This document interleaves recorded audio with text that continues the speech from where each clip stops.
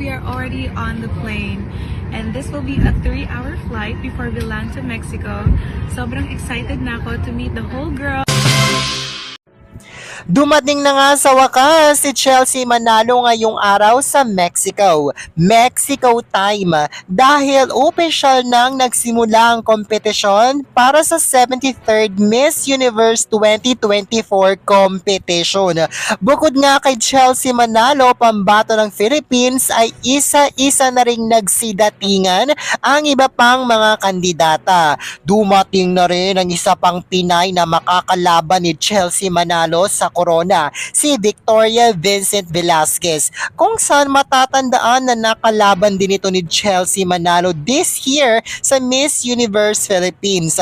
Lalaban si Victoria Vincent Velasquez sa Miss Universe 2024 representing New Zealand.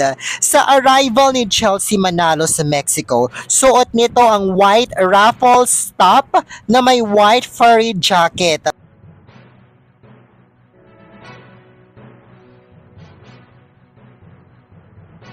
Makikitang nakasuot ito ng blue jeans.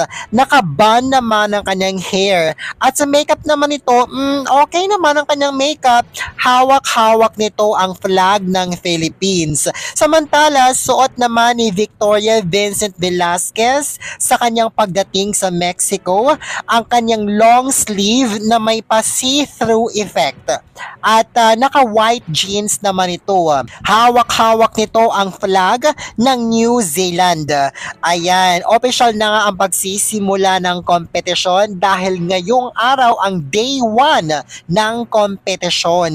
Ayan, anong say mo sa outfit at sa look ni Chelsea Manalo sa kanyang arrival sa Mexico?